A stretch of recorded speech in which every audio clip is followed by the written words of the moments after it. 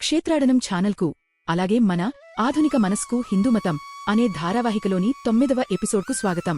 మనం ఒక శాస్త్రవేత్త గురించి ఆలోచించినప్పుడు సాధారణంగా తెల్లని ల్యాబ్ కోటు ధరించి టెస్ట్ ట్యూబ్లు, మైక్రోస్కోప్లు లేదా సూపర్ కంప్యూటర్ల మధ్య ఉన్న వ్యక్తిని ఊహించుకుంటాము.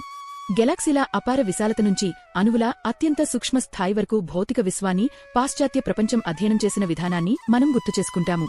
కానీ వేల సంవత్సరాల క్రితమే భారతదేశంలోని ఒక మహత్తర పరిశోధక సమూహం ఒక గంభీరమైన సత్యాన్ని గ్రహించింది. మన జీవితాన్ని నడిపిస్తున్న అంతరంగ ప్రపంచాన్ని అర్థం చేసుకోకుండా మొత్తం బాహ్య ప్రపంచాన్ని అర్థం చేసుకోవడం వల్ల ప్రయోజనమేమిటి? ఆధునిక భౌతిక శాస్త్రంలో లేదా క్లినికల్ సైకాలజీలో మనం చూసే అదే క్రమశిక్షణ, తర్కం, వ్యవస్థీకృత పరీక్షా విధానంతో వారు మానవ మనస్సు, చైతన్యం, భౌతిక శరీర నిర్మాణాన్ని అధ్యయనం చేశారు. వారే భారతదేశపు ఆధ్యాత్మిక శాస్త్రవేత్తలు, ఋషులు మరియు సంతులు. వారి వారసత్వానికి ప్రపంచంలోని మరే ఇతర నాగరికతలోనూ సాటిలేదు. మీరు ఈ వీడియో చూస్తున్న విద్యార్థి లేదా యువ ఉద్యోగి అయితే పాశ్చాత్య విజ్ఞానశాస్త్ర చరిత్ర గురించి మీకు బహుశా బాగా తెలిసి ఉంటుంది. న్యూటన్ నుంచి కాల్క్యులస్ను, యూరోపియన్ మార్గదర్శకుల నుంచి శస్త్రచికిత్సను, ఫ్రాయిడ్ నుంచి మనస్తత్వ శాస్త్రాన్ని మీరు తెలుసుకున్నారు. కాని మీకు అందించబడిన చరిత్ర పుస్తకం అసంపూర్ణమైనదని నేను చెబితే, ఆధునిక ప్రపంచం తన తొలి విశ్వవిద్యాలయాన్ని నిర్మించడానికి ఎంతో ముందే భారతదేశం విశ్వాన్ని అధ్యయనం చేసింది, అణువును కనుగొంది, ప్లాస్టిక్ సర్జరీలో నైపుణ్యం సాధించింది, ఆందోళనను తొలగించేందుకు మానవ మెదడు రసాయన వ్యవస్థను ప్రభావితం చేసే క్లినికల్ విధానాలను సృష్టించింది. మీరు ప్రపంచంలోనే అత్యంత అధునాతనమైన అంతర్గత సాఫ్ట్వేర్కు వారసులు. ఇప్పుడు ఆ మాన్యువల్ను తెరవాల్సిన సమయం వచ్చింది. ఒక దేశం విజ్ఞానశాస్త్రంలో ఎంత అభివృద్ధి చెందిందో చెప్పేటప్పుడు మనం ఆ దేశంలోని గొప్ప శాస్త్రవేత్తలను లెక్కిస్తాము. భౌతిక శాస్త్రానికి ప్రసిద్ధి చెందిన దేశం దాని భౌతిక శాస్త్రవేత్తల ద్వారా గుర్తింపు పొందుతుంది. వైద్యశాస్త్రానికి ప్రసిద్ధి చెందిన దేశం దాని వైద్యులు మరియు పరిశోధకుల ద్వారా గుర్తింపు పొందుతుంది. స్వామి వివేకానంద ఈ తర్కాన్ని మరింత లోతైన స్థాయికి తీసుకెళ్లారు. ఆయన అన్నారు, ఆధ్యాత్మికత ఒక శాస్త్రమైతే భారతదేశాన్ని దాని ఆధ్యాత్మిక శాస్త్రవేత్తల ఆధారంగా అంచనా వేయాలి. ఆ ప్రమాణంతో చూస్తే చరిత్రలో ఏ దేశమూ భారతదేశానికి దగ్గరగా కూడా రాదు. ఈరోజు వారి అపరమైన కృషిని తెలుసుకోవడానికి మనం కాలప్రవాహంలో ఒక ప్రయాణం చేయబోతున్నాము.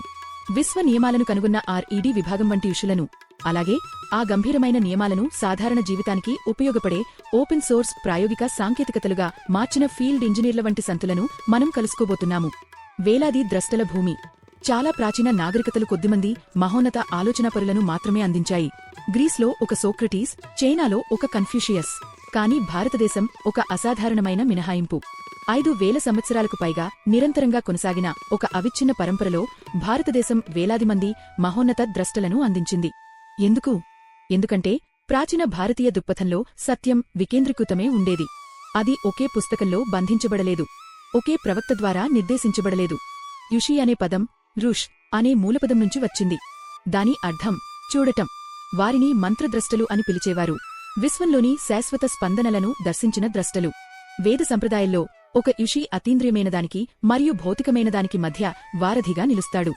ఐజాక్ న్యూటన్ గురుత్వాకర్షణను సృష్టించలేదు, ఆయన దానిని గమనించి వివరించాడు. అదేవిధంగా ఋషులు ఆధ్యాత్మిక సత్యాలను సృష్టించలేదు, లోతైన ధ్యానం ద్వారా వాటిని దర్శించి మానవాళి కోసం వ్యవస్థీకరించారు. విశ్వం శబ్ద స్పందనలతో నిర్మితమైందని వారు విశ్వసించారు. దీనినే నాద బ్రహ్మం అన్నారు. తమ మనస్సులను నిశ్చలం చేయడం ద్వారా వారు విశ్వ సత్యాలను విన్నారు. అందుకే వాటిని శృతి, వినబడినది అని పిలిచారు.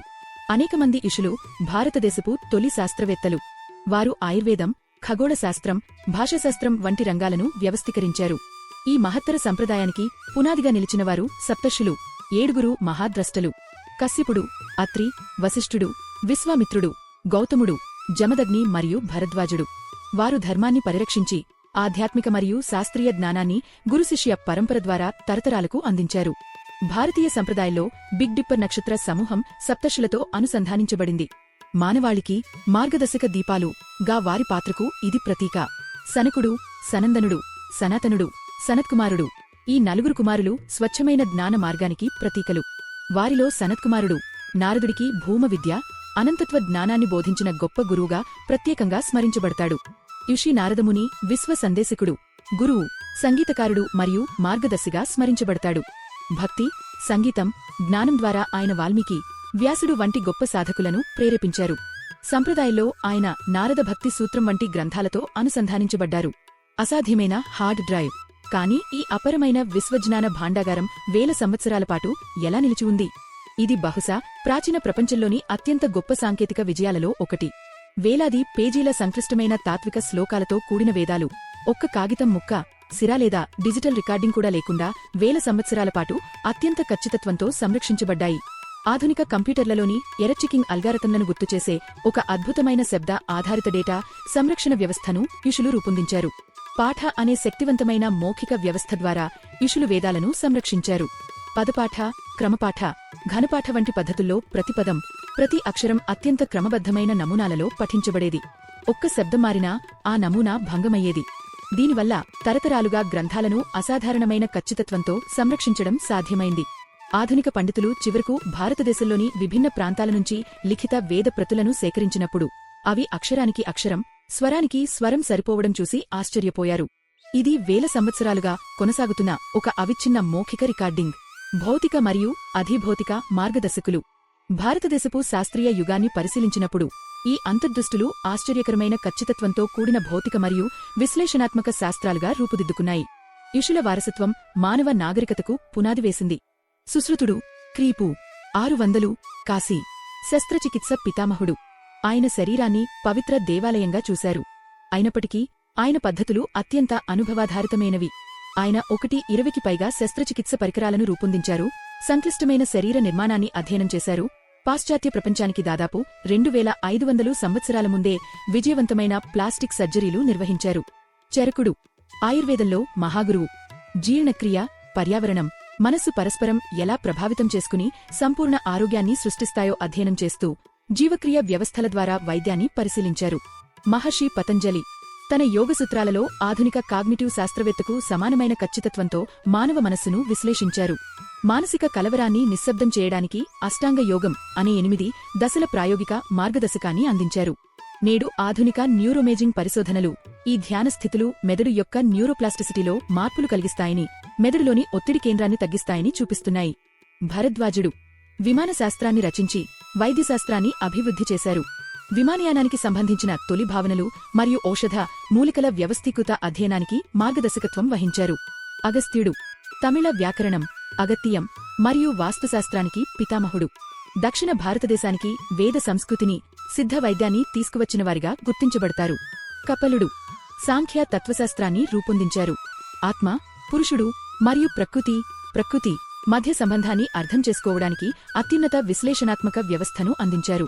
గ్రహణశక్తి మరియు పరిణామంపై ఆయన విశ్లేషణ ఆధునిక మనస్తత్వశాస్త్రం మరియు విశ్వశాస్త్రంతో పోలికలను కలిగి ఉంది. ఆర్యభటుడు పై ఆ విలువను 4 దశాంశ స్థానాల వరకు లెక్కించిన గణిత ఖగోళ శాస్త్రవేత్త. భూమి గోళాకారంగా ఉందని, అంతరిక్షంలో తన స్వంత అక్షంపై తిరుగుతోందని గణితపరంగా నిరూపించారు. వరాహమిహిరుడు గొప్ప ఖగోళ శాస్త్రవేత్త మరియు జలశాస్త్ర నిపుణుడు.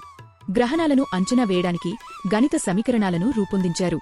మొక్కల పర్యావరణ వ్యవస్థలను జీవసూచికలుగా ఉపయోగించి భూగర్భ జలవనరులను వ్యవస్థీకృతంగా గుర్తించారు. ఖగోళశాస్త్రం, జ్యోతిషశాస్త్రం, వాతావరణశాస్త్రం మరియు వాస్తుశాస్త్రంలో నైపుణ్యం సాధించారు. బోధాయనుడు సంక్లిష్టమైన యజ్ఞవేదికల నిర్మాణానికి అవసరమైన జ్యామితీయ నియమాలను రూపొందించారు. పైథాగరస్కు శతాబ్దాల ముందే పైథాగరస్ సిద్ధాంతానికి సంబంధించిన సూత్రాలను కనుగొన్నారు. ఆధ్యాత్మిక సాధన శాస్త్రీయ ఆలోచనకు ఎలా ప్రేరణనిచ్చిందో ఆయన కృషి చూపిస్తుంది. బ్రహ్మగుప్తుడు 0, 0 మరియు యున సంఖ్యలను ఉపయోగించే అంకగణిత నియమాలను వ్యవస్థీకరించిన గొప్ప గణిత మేధావి. ఆధునిక కంప్యూటేషనల్ ఆల్జీబ్రాకు నిర్మాణాత్మక పునాదిని అందించారు. గ్రహాల స్థానాలు మరియు గ్రహణాలను కూడా లెక్కించారు. నాగార్జునుడు ప్రముఖ రసవాది మరియు లోహశాస్త్ర నిపుణుడు. రసాయన శుద్ధి ప్రక్రియలు, మూల లోహాల రూపాంతరం, శుద్ధి చేసిన ఖనిజాల వైద్య వినియోగంలో నైపుణ్యం సాధించారు. తాత్వికంగా బౌద్ధమతంలోని మాధ్యమిక పాఠశాలను స్థాపించి 2 విపరీత అంచుల మధ్య సమతుల్యతను సూచించే మధ్యమ మార్గాన్ని బోధించారు. సంగమగ్రామ మాధవుడు కేరళ గణిత పాఠశాలకు చెందిన మార్గదర్శక గణిత శాస్త్రవేత్త. త్రికోణమితీయ ప్రమేయాలకు అనంత శ్రేణి అంచనాలను అభివృద్ధి చేసి న్యూటన్ మరియు లైబ్నిజ్లకు శతాబ్దాల ముందే కాల్క్యులస్కు పునాది దశలను వేశారు. సంఖ్యల ద్వారా విశ్వ సామరస్యాన్ని వెల్లడిస్తూ గణిత ఖచ్చితత్వం కూడా ఒక ధ్యాన రూపమని చూపించారు. భారతదేశంలో శాస్త్రం మరియు ఆధ్యాత్మికత ఎప్పుడూ వేర్వేరుగా లేవని ఈ ఋషులు మనకు గుర్తుచేస్తారు. శతాబ్దాలు గడిచే కొద్దీ వాస్తవాన్ని అర్థం చేసుకునే ఈ శాస్త్రీయ దృక్పథం మహత్తరమైన అధిభౌతిక తాత్విక నమూనాలుగా పరిణామం చెందింది. 8వ శతాబ్దం నాటికి ఆది శంకరాచార్యులు భారతదేశమంతా పర్యటిస్తూ అద్వైత వేదాంతాన్ని, సంపూర్ణ అద్వైత సిద్ధాంతాన్ని బోధించారు. అత్యంత పదునైన తర్కాన్ని ఉపయోగించి వ్యక్తిగత చైతన్యం మరియు విశ్వచైతన్యం ప్రాథమికంగా ఒక్కటేనని శంకరులు వాదించారు. ఆయన ప్రసిద్ధమైన అల మరియు సముద్రం ఉదాహరణను ఉపయోగించారు. అల తాను వేరైనదిగా భావిస్తుంది, కాని దాని నిజమైన స్వరూపం నీరు తప్ప మరొకటి కాదు. కాని భారతదేశపు గొప్పతనం ఏమిటంటే దాని ఆలోచన ఎప్పుడూ ఒకేచోట నిలిచిపోలేదు. శంకరులు సంపూర్ణ ఏకత్వ నమూనాను అందిస్తే 11వ శతాబ్దంలో రామానుజాచార్యులు విశిష్టాద్వైతాన్ని, విశేషణ సహిత అద్వైతాన్ని ప్రతిపాదించి దానికి సమతుల్యతను అందించారు. మనం సంపూర్ణంలో భాగమైనప్పటికీ మన వ్యక్తిగత అస్తిత్వానికి ప్రాముఖ్యత ఉందని ఆయన బోధించారు. ఒకే జీవ శరీరంలోని కణాల మాదిరిగా ఆయన కఠినమైన సామాజిక అడ్డంకులను ఛేదించారు. అందరికీ ఆధ్యాత్మిక విముక్తి లభించాలనే ఉద్దేశంతో దేవాలయ గోపురంపైనుంచి పవిత్ర మంత్రాన్ని బహిరంగంగా ప్రకటించిన సంఘటనకు ఆయన ప్రసిద్ధి చెందారు. తరువాత మధ్వాచార్యులు ద్వైత సిద్ధాంతాన్ని, సంపూర్ణ ద్వైతాన్ని ప్రతిపాదించి ఈ తాత్విక సంభాషణను పూర్తిచేశారు. భౌతిక ప్రపంచం వాస్తవమైనది, స్పృశించదగనది మరియు అంకితభావంతో సేవ చేయడానికి ఒక రంగమని ఆయన నిరూపించారు. గణితం మరియు పదార్థం యొక్క మహాస్మారకాలు. ఈ తాత్విక విప్లవాలు తాళపత్రాలకే పరిమితం కాలేదు. అవి కదలని గ్రానైట్ రాళ్లలో చెక్కబడ్డాయి, నక్షత్రాలలో లిఖించబడ్డాయి. దక్షిణ భారతదేశపు అద్భుతమైన వాస్తుశిల్పాన్ని చూడండి. చోళ రాజవంశ కాలంలో 1000 సంవత్సరాలకు పైగా క్రితం నిర్మించబడిన తంజావూరులోని బృహదీశ్వర ఆలయం వంటి దేవాలయాలు అత్యున్నత నిర్మాణ ఇంజనీరింగ్ విజయాలకు నిదర్శనాలు. దాని ప్రధాన విమానం 200 అడుగులకు పైగా ఎత్తుకు ఎదిగి పైభాగంలో 80 టన్నుల బరువున్న ఒకే గ్రానైట్ శిలతో కప్పబడి ఉంది. ఆధునిక క్రేన్లు లేదా సిమెంట్ లేకుండా వారు దీనిని ఎలా సాధించారు? మహావాస్తుశిల్పులు ఇంజనీరింగ్ మరియు రూపకల్పనకు సంబంధించిన ప్రాచీన గ్రంథాలైన శిల్పశాస్త్రాల ఆధారంగా పనిచేశారు. వారు ఒక వినూత్నమైన పజిల్ ప్లగ్ ఇంటర్లాకింగ్ సాంకేతికతను ఉపయోగించారు. రాళ్లను ఎంతటి గణిత ఖచ్చితత్వంతో చెక్కారంటే అవి కేవలం గురుత్వాకర్షణ శక్తితోనే ఒకదానితో ఒకటి బిగుసుకుపోతాయి. ఇది సౌకర్యవంతమైన భూకంపాలను తట్టుకునే నిర్మాణాన్ని సృష్టిస్తుంది. భూకంప తరంగాలు తాకినప్పుడు రాళ్లు పగిలిపోవడానికి బదులుగా కొద్దిగా కదిలి తిరిగి తమ స్థానంలో స్థిరపడతాయి. భూమిపై భారతీయ మేధావులు నిర్మాణం మరియు రూపకల్పనను అధ్యయనం చేస్తూనే ఆకాశాన్నికూడా పంచాంగం, సాంప్రదాయ 5 భాగాల కాలగణన వ్యవస్థ ద్వారా పరిశీలించారు. టెలిస్కోపులు లేకుండానే కేవలం జ్యామితీయ గణనలు మరియు ధ్యానపూర్వక పరిశీలన ద్వారా ప్రాచీన ఋషులు గ్రహాల ఖచ్చితమైన కక్ష్య వేగాన్ని, విషువత్తుల అయినచలనాన్ని, అలాగే సూర్య మరియు చంద్రగ్రహణాల ఖచ్చితమైన సమయాన్ని సెకనులోని భాగం వరకు లెక్కించారు. నాగరికత రూపశిల్పులు. నాగరికత విస్తరించే కొద్దీ ఈ విశ్వ సంబంధిత జ్ఞానాన్ని సాధారణ మానవునికి అర్థమయ్యే సజీవ మనస్తత్వ శాస్త్రంగా మార్చాల్సిన అవసరం ఏర్పడింది. అప్పుడు మహాకావ్య ద్రష్టలు రంగప్రవేశం చేశారు. ఆదికవి, తొలికవి మహర్షి వాల్మీకి ప్రపంచానికి రామాయణాన్ని అందించి మానవ స్వభావానికి ఒక అమరమైన మార్గదర్శక నమూనాను సృష్టించారు. ఆ తరువాత వేదవ్యాస మహర్షి వచ్చారు. బహుశా మానవ చరిత్రలోనే అత్యంత విస్తృతమైన సంపాదకులలో ఒకరు. ఆ కాలంలో చెల్లాచెదురుగా ఉన్న అపరమైన మౌఖిక జ్ఞానాన్ని వ్యాసుడు వ్యవస్థీకృతంగా సేకరించి 4 ప్రత్యేక వేదాలుగా వర్గీకరించారు. అదే సమయంలో మహత్తరమైన మహాభారతాన్ని కూడా రచించారు. కాని ఈ గొప్ప మహాకావ్యాలు సంస్కృతంలోనే స్థిరంగా ఉండిపోవడానికి ఉద్దేశించబడలేదు. శతాబ్దాల తరువాత గొప్ప సాహిత్య సంతులు ముందుకు వచ్చి ఈ విశాలమైన మానసిక మరియు ఆధ్యాత్మిక నమూనాలను ప్రాంతీయ భాషల్లోకి తీసుకువచ్చారు. ఉత్తర భారతదేశంలో సంత్ తులసిదాస్ రామాయణాన్ని ప్రజల భాషైన అవధిలో రామచరితమానస్గా పునః సృష్టించి శాశ్వతమైన విలువలను సాధారణ కుటుంబాల ముంగిళ్ల వరకు తీసుకువచ్చారు. దక్షిణ భారతదేశంలో మహాకవి కంబర్ తమిళంలో కంబ రామాయణాన్ని సృష్టించి సంగం సాహిత్యంలోని అద్భుతమైన సౌందర్యంతో మహాకావ్యాన్ని పునఃరూపకల్పన చేశారు. వారి ద్వారా అత్యున్నతమైన విశ్వసత్యాలు మనసును ఆకట్టుకునే మానవ నాటకాలుగా మారాయి. భావోద్వేగ విప్లవం. జ్ఞానాన్ని ప్రజలందరికీ అందుబాటులోకి తీసుకువచ్చే ఈ ప్రక్రియ భక్తి ఉద్యమంతో తన అత్యున్నత స్థాయికి చేరుకుంది. ఈ సంతులు సంక్లిష్టమైన కర్మకాండల నుంచి దృష్టిని ప్రత్యక్షమైన వ్యక్తిగత దైవ సంబంధం వైపు మళ్లించారు. లోతైన విశ్వ నియమాలను సాధారణ జీవితంలో ఉపయోగించగల సులభమైన మార్గాలుగా మార్చారు. దక్షిణ భారతదేశంలో 12 మంది వైష్ణవ కవిసంతులైన ఆళ్వార్లు తీవ్రమైన కళాత్మక ప్రేమ మేధోపరమైన అడ్డంకులను దాటి విశ్వ చైతన్యాన్ని అనుభవించగలదని నిరూపించారు. వారితో పాటు 63 మంది శైవ సంతులైన నాయన్మార్లు ఉన్నారు. వారు సామూహిక గానం మరియు పరవశభరితమైన భక్తిని ఉపయోగించి వ్యక్తిగత అహంకారాన్ని కరిగించారు. నిర్మాణాత్మక దేవాలయాలను సామూహిక ఆధ్యాత్మిక స్వస్థతకు సజీవ శక్తి కేంద్రాలుగా మార్చారు. దక్షిణ భారతదేశం శబ్ద మరియు సంగీత శాస్త్రంలో గొప్ప మహనీయులను కూడా అందించింది. అరుణిగారినాథర్ తిరుప్పుగళ్ను రచించిన శబ్దశాస్త్ర నిపుణుడు. సంక్లిష్టమైన లయబద్ధ ఛందస్సులను ఉపయోగించి స్వరంతో ఉచ్చరించే శబ్దం ద్వారా మెదడు తరంగాలను సమన్వయం చేసి లోతైన ధ్యాన ఏకాగ్రతను సృష్టించారు. తిరువువర్ వృత్తిరీత్యా నేత పనివారు. రోజువారీ లౌకిక నైతికతకు గొప్ప మార్గదర్శకంగా నిలిచిన 1330 సంక్షిప్త ద్విపదలతో కూడిన తిరుక్కురళ్ను రచించారు. ఔవయ్యార్ గర్విష్ఠులైన రాజులను తన పదునైన చమత్కారంతో వినమ్రులను చేసిన పురాణ ప్రసిద్ధ మహిళా కవిసంత్. ఆమె మనకు ఈ శాశ్వతమైన సత్యాన్ని అందించారు. మనకు తెలిసినది ఒక గుప్పెడు ఇసుక మాత్రమే, మనకు తెలియనిది ఈ ప్రపంచమంతా విశాలమైనది. బసవన్న కర్ణాటక సామాజిక శాస్త్రవేత్త మరియు తత్వవేత్త. ఆయన అనుభవ మంటపాన్ని, అనుభవానికి తొలి పార్లమెంట్ను సృష్టించారు. చిన్న వచనాల ద్వారా ఆధ్యాత్మిక జ్ఞానాన్ని ప్రజలందరికీ అందుబాటులోకి తీసుకువచ్చారు. కాయక కైలాస ఆచరణాత్మకమైన పని కూడా ఆరాధనే అని ప్రకటించారు. పురందరదాసు కర్ణాటక సంగీత వ్యవస్థకు రూపశిల్పి. ప్రాథమిక స్థాయి సాధన పద్ధతులు మరియు స్వర వ్యవస్థలను రూపొందించి సంగీత శిక్షణను క్రమబద్ధమైన, విస్తరించగల శబ్ద యోగంగా మార్చారు. తాళ్లపాక అన్నమాచార్యులు ఆంధ్రప్రదేశ్ 32,000కు పైగా సంకీర్తనలు రచించిన అపరమైన సంగీత సృష్టికర్త. వ్యవస్థీకృత గీతరూపాలను ఉపయోగించి విశ్వ మానవ సమానత్వాన్ని బోధించారు మరియు సామాజిక అంటరానితనానికి వ్యతిరేకంగా పోరాడారు. సద్గురు త్యాగరాజు భావోద్వేగాలను ఉన్నత స్థాయికి తీసుకెళ్లిన మహానుభావుడు. ఖచ్చితమైన సంగీత నిర్మాణాలైన రాగాలను ఉపయోగించి శాస్త్రీయ సంగీతం మానవ మనసును స్థిరపరచడానికి అత్యంత ఖచ్చితమైన సాధనంగా ఎలా పనిచేయగలదో చూపించారు. ఈ ఉద్యమం పశ్చిమం మరియు ఉత్తర దిశగా ప్రయాణించినప్పుడు అది అడ్డంకులను చెరిపివేస్తూనే సాగింది. మహారాష్ట్ర వార్కరి సంతులు సంత్ తుకారాం మరియు సంత్ జ్ఞానేశ్వర్. వారు భక్తిశ్రద్ధలతో కూడిన మేధావులు. గీతలోని లోతైన అధిభౌతిక తత్వాన్ని అభంగాల ద్వారా స్థానిక భాషలోకి తీసుకువచ్చారు. వారు రోజువారీ పనిని సజాగ్రత్త జీవన సాధనగా మార్చారు. వ్యవసాయం చేస్తూ లేదా పాత్రలు కడుగుతూ కూడా ఒక గుహస్థుడు ఆధ్యాత్మిక సత్యాలను ఎలా పరీక్షించగలడో చూపించారు. కుల భేదాలను చెరిపివేసే చెప్పులులేని పాదయాత్ర సంప్రదాయాన్ని కూడా ప్రారంభించారు. నసింహ్ మెహతా గుజరాత్ తన వైష్ణవ జనతో కృతిలో ఆధ్యాత్మికంగా వికసించిన మనిషి యొక్క మనస్తత్వాన్ని నిర్వచించారు. నిజమైన ఆధ్యాత్మిక శాస్త్రం ఇతరుల బాధను తనదిగా అనుభవించే కరుణగా వ్యక్తమవుతుందని చూపించారు. సంత్ రవిదాస్ చెప్పులు కుట్టే వృత్తిలో ఉన్న సంత్. బాహ్య కర్మకాండ శుద్ధి కన్నా అంతరంగ పవిత్రత మరియు నైతిక శ్రమ గొప్పవని తన సాధారణ వృత్తి ద్వారా నిరూపించారు. ఆయన బేగంపురా అనే పూర్తిగా సమానత్వ సమాజాన్ని ఊహించారు. దుహకం లేని భూమి. మీరాబాయి మరియు సూరదాస్ సగుణ భక్తిలో మహాసాధకులు.